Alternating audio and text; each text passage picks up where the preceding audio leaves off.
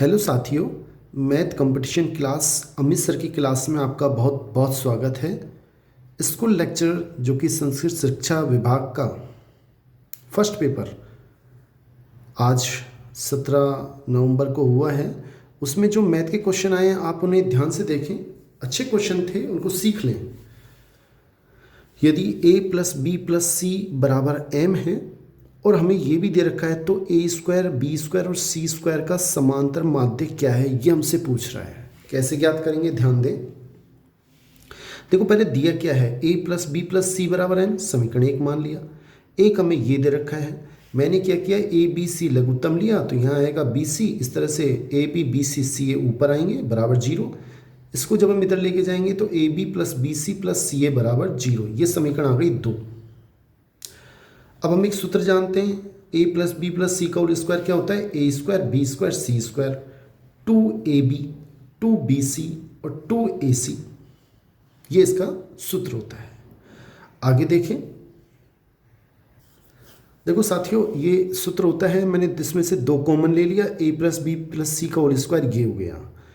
a plus B plus सी का मान हमें m दे रखा है तो ये हो गया m स्क्वायर बराबर, ये एज इट इज लिख दिया और 2 इंटू इसका मान हमने निकाला 0 आया। तो A square plus B square plus C square का मान हो गया एम स्क्वायर।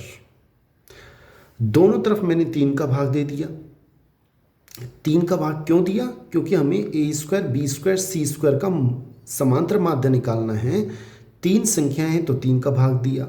तो ये जो राशि है ये क्या है, ए स्क्वायर बी स्क्वायर और सी स्क्वायर का समांतर माध्य है और वो किसके बराबर है, एम स्क्वायर बटा 3। इसका मतलब हमारा सही आंसर कौन सा है, देखिए हम एम स्क्वायर बटा 3 यानी ए ऑप्शन बिल्कुल ठीक है। नेक्स्ट क्वेश्चन देखते हैं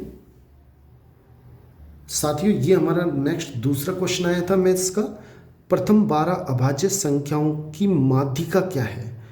देखो हमें 1 से लेकर 100 तक 25 अभाज्य संख्याएं हैं, वो हम टिप्स पे याद रखें तो अच्छा रहेगा।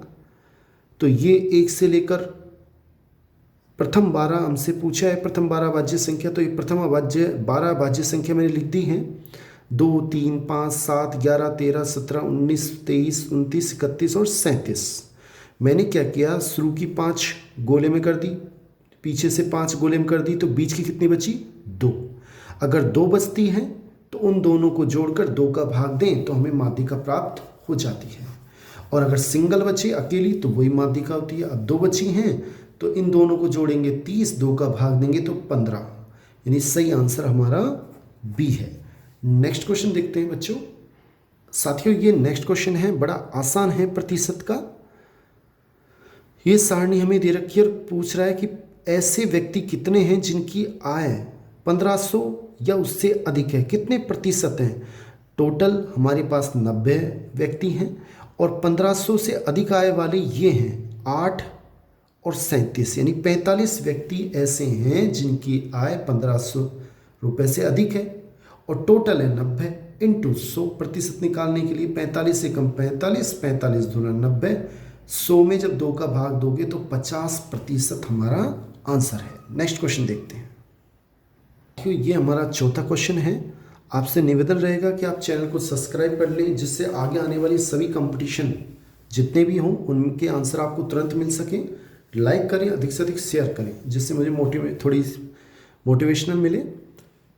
देखो ये क्वेश्चन है और हमसे इसका आंसर पूछा है, कैसे निकालेंगे। मैंने क्या किया, 2.43 ऐसे कैसे, ये ऐसे कैसे, इसको मैंने लिख दिया 10 का स्क्वायर और उसकी घात 0.13। क्यों, क्योंकि इसको घात पे घात गुणा करेंगे तो वही 0.26 हो जाएंगे। ऐसा मैंने इसलिए किया है कि अगर 2 की घात पूरी सेम हो जाएगी तो ये दोनों गुणा हो जाएंगे।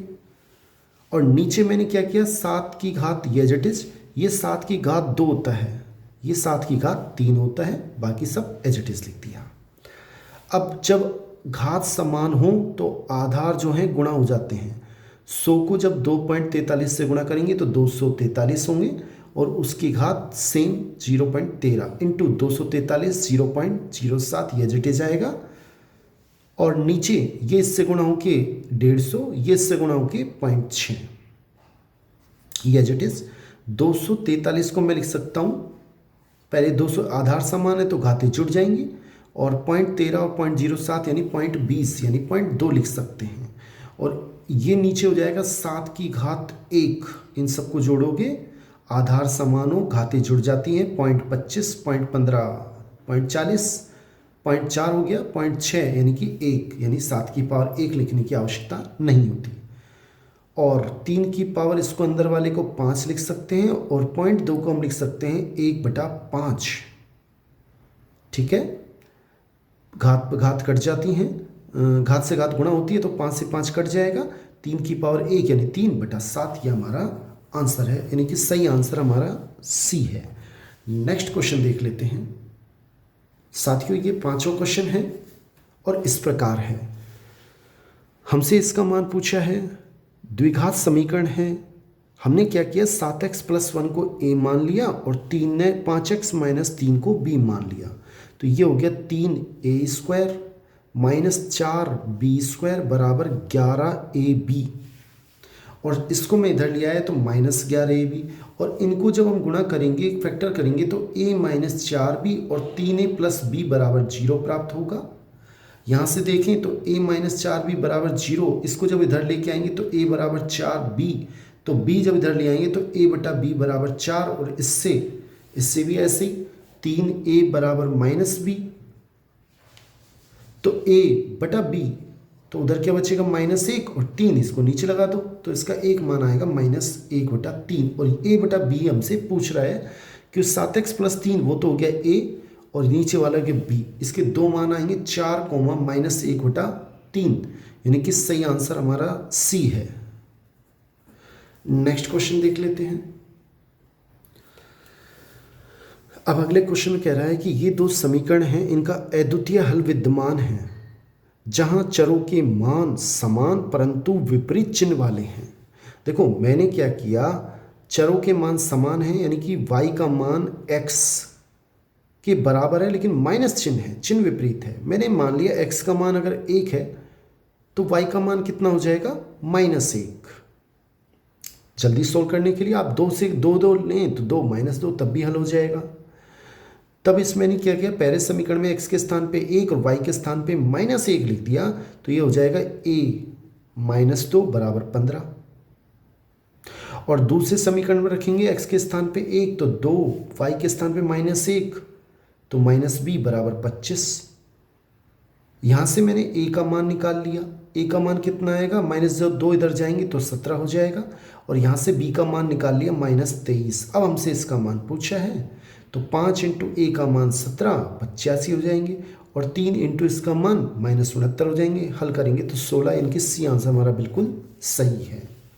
नेक्स्ट क्वेश्चन देख लेते हैं साथियों। ये क्वेश्चन बहुत शानदार, थोड़ा कठिन है कि 15 सेमी ऊंचाई वाले इसकी जो बेलन है उसकी ऊंचाई दे रखी है 15 सेमी, व्यास हमें दे रखा है 8, यानी यहाँ से यहाँ तक की त्रिज्या हो गई 8। 16 दे रखी है व्यास, तो त्रिज्या कितनी होगी 8 यहाँ से यहाँ तक।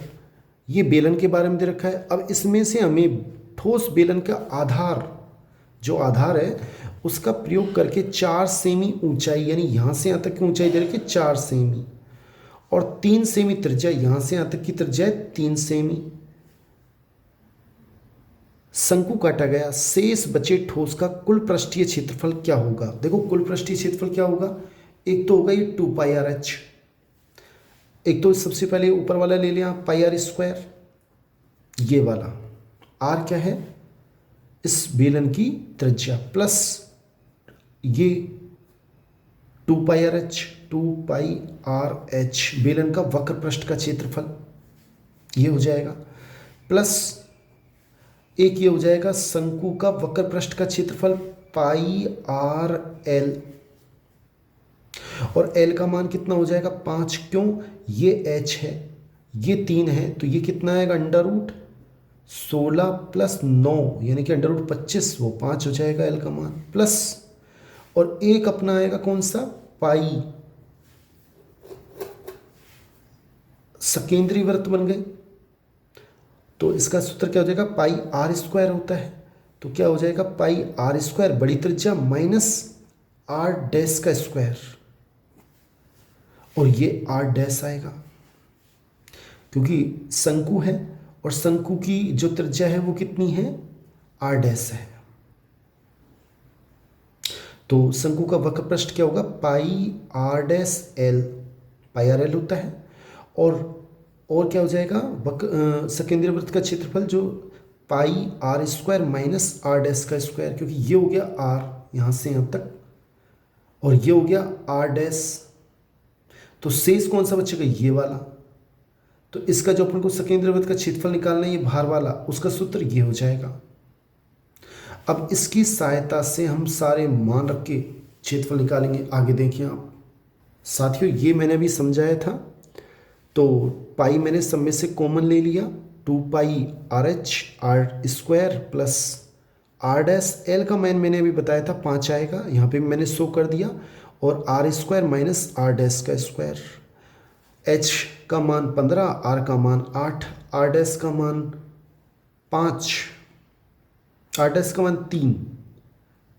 ये मान हमने रखे और तुरंत रखते ही हमारे पास सोल्व करेंगे तो ये प्राप्त होगा, ये हमारा आंसर आ जाएगा।